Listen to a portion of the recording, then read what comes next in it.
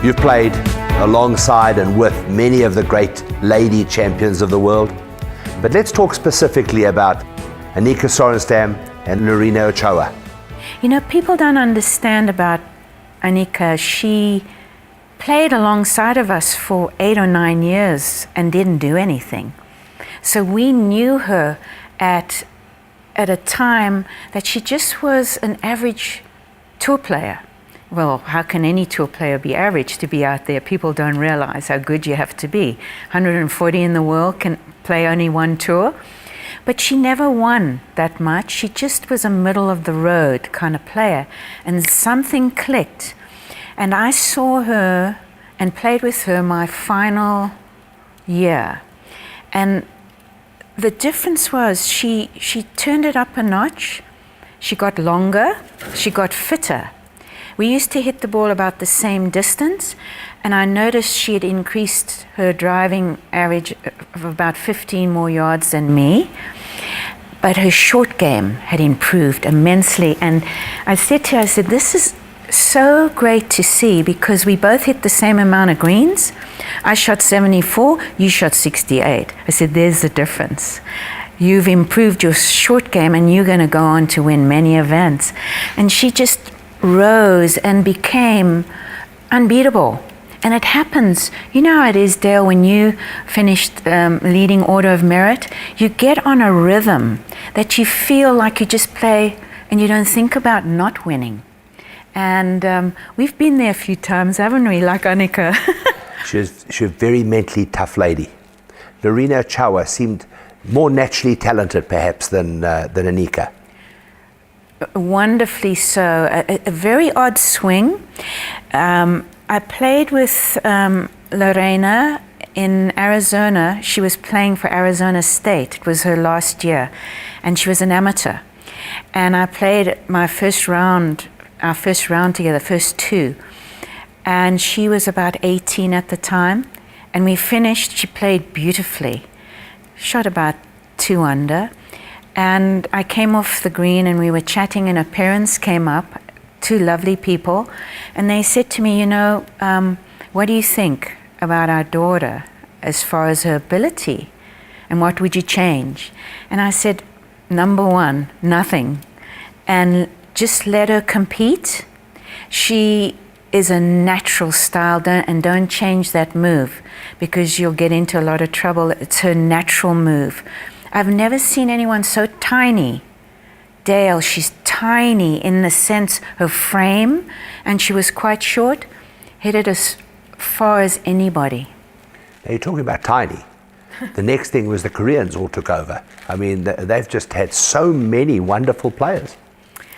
Different story there, you know. I remember about 20 years ago, David Ledbetter telling me about you're going to see what's going to be coming.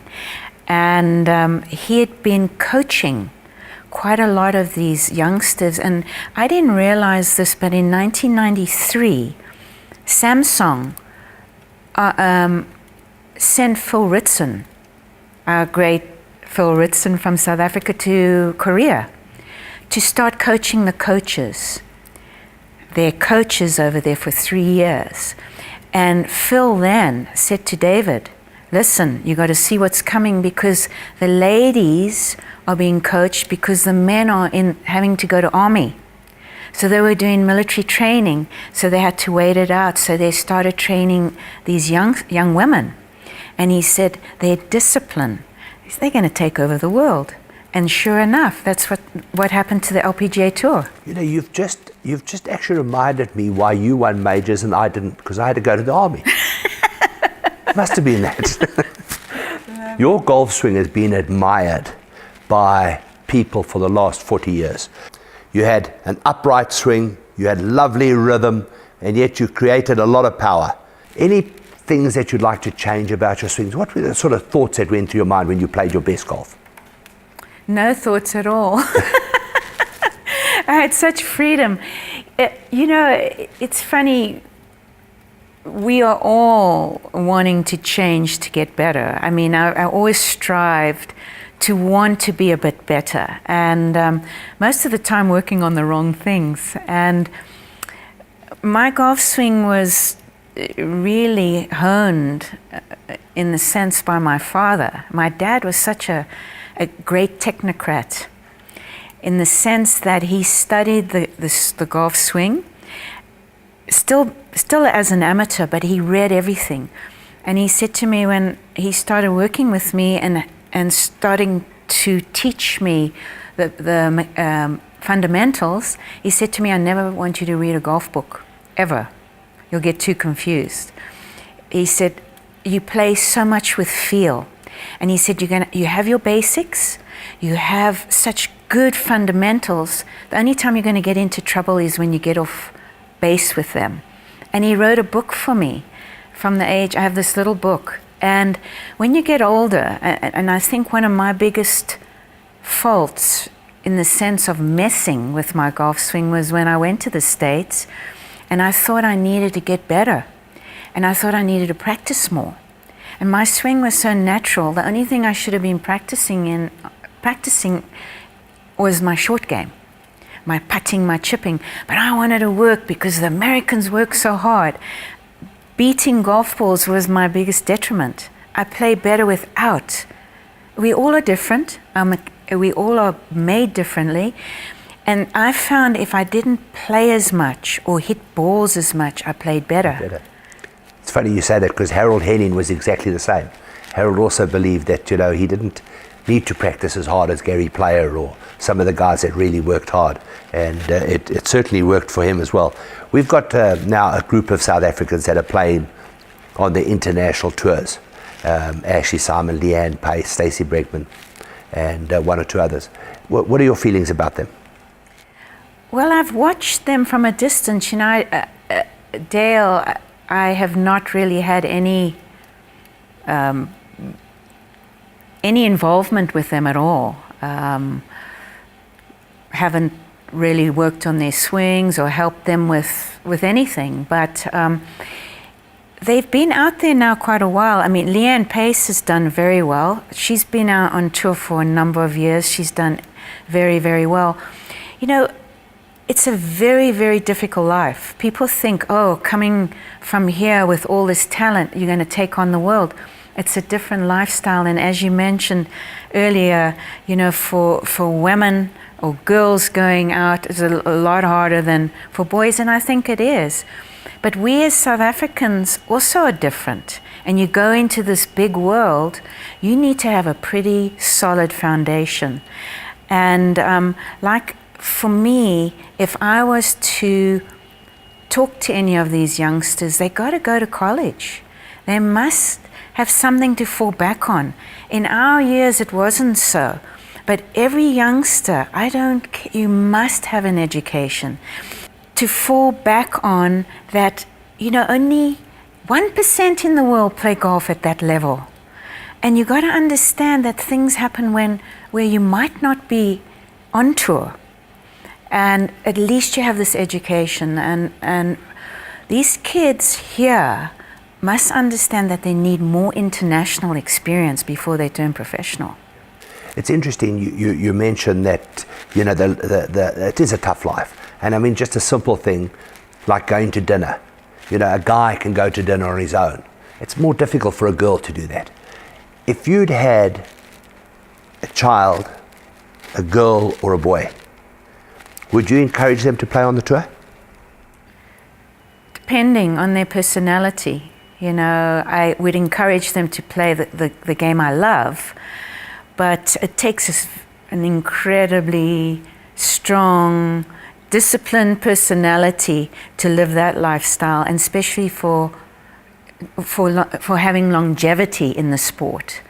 But I look at golf, I think why I played so long and I played it at such a high level, I loved it.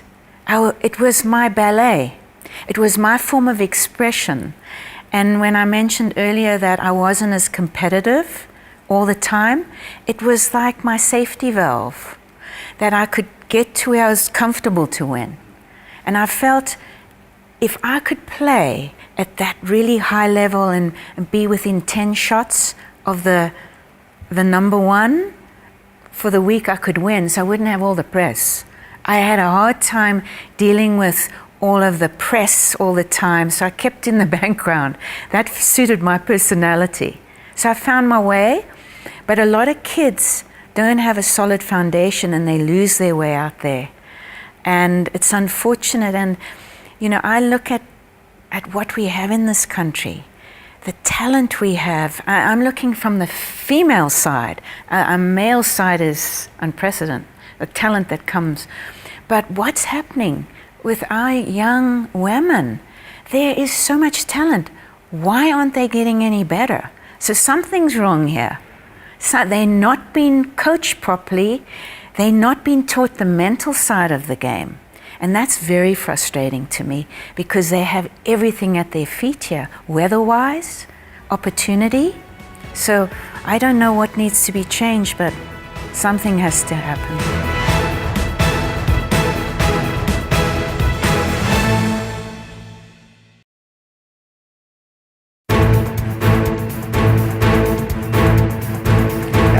Sally, I know that you're older than I am.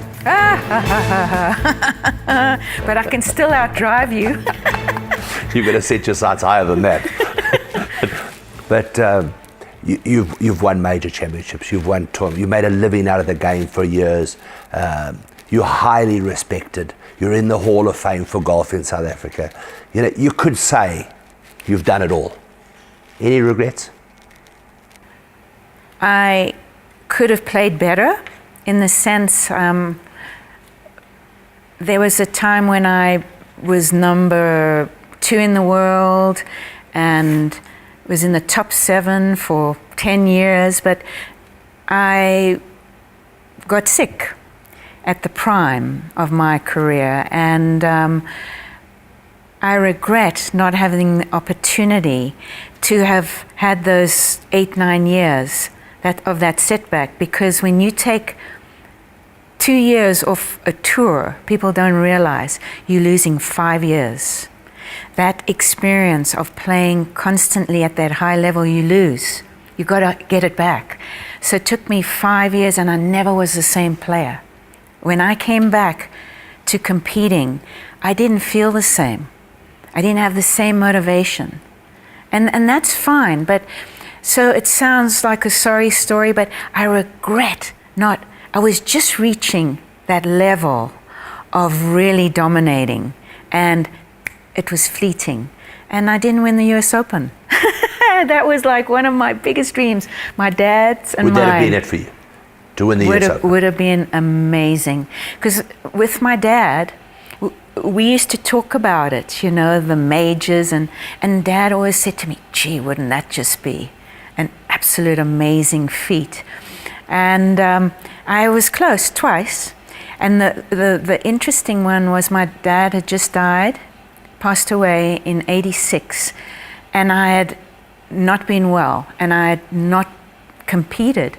And on his deathbed, he said to me, Sal, go and win that Open.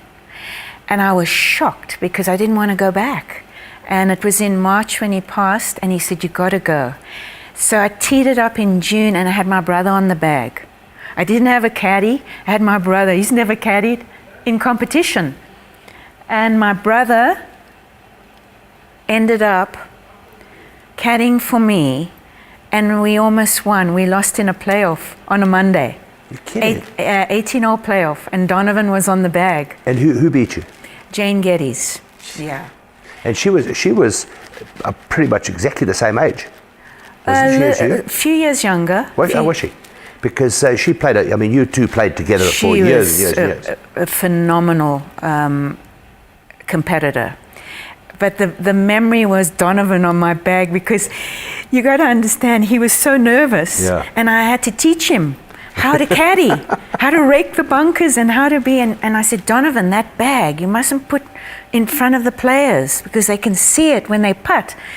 And the funny thing is, all week long, there was something not right about him. And I finally figured it out on the 18th hole. My brother never took the bag off his shoulder unless to put the bag down so I could take the club out. He put it back on he walked 18 holes with a bag on his shoulder. It was hysterical, but he had the most marvelous time.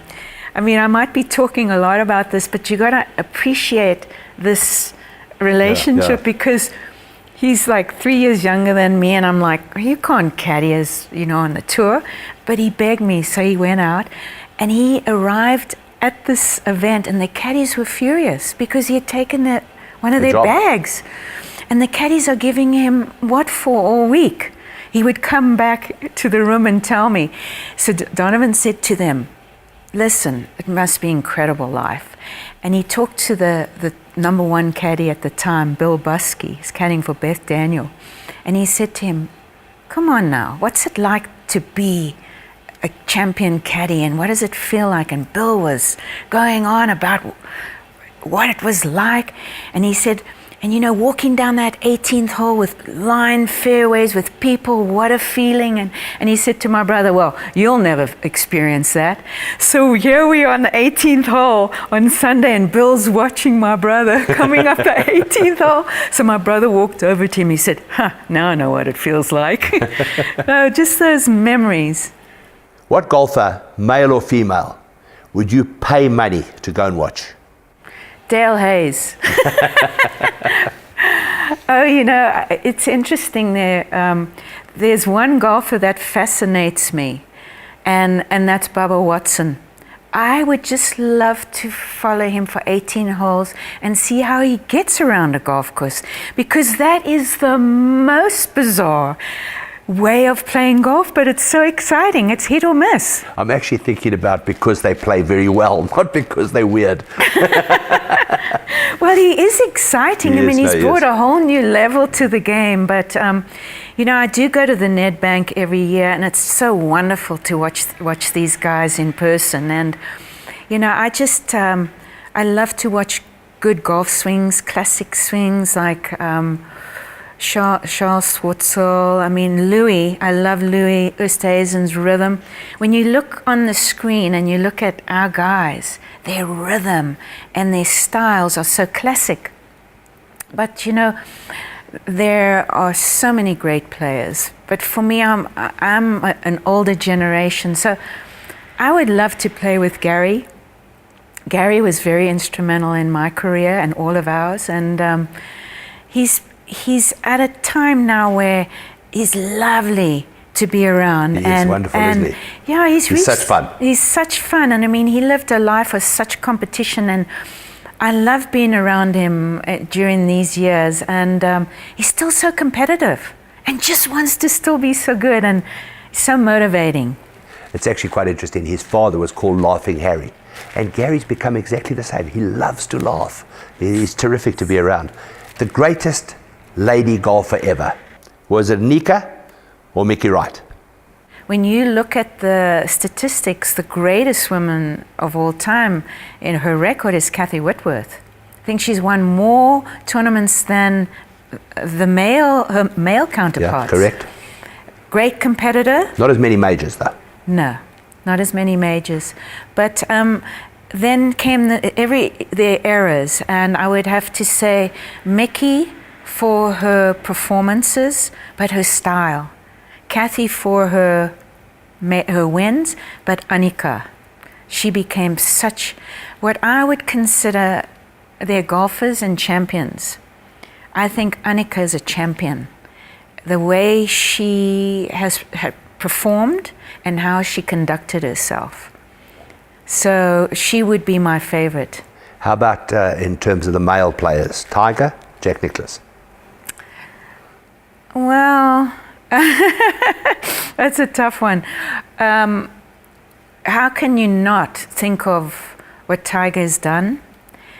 And what an incredible golfer, in the sense of how he took it to the next level. A great disappointment to me, in the sense that someone could lose their way that had done so much. And I'm not talking about his off course. I'm talking about him as a player. It breaks my heart to see him play golf now. He's not happy. He's lost his way, and to me, I think it's sad.